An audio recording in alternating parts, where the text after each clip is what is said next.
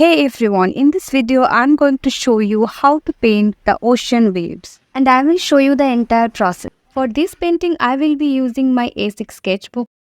I will use acrylic colors. As you can see, this is cobalt blue and this is Prussian blue and some white. And here I have my brushes. So let's get started.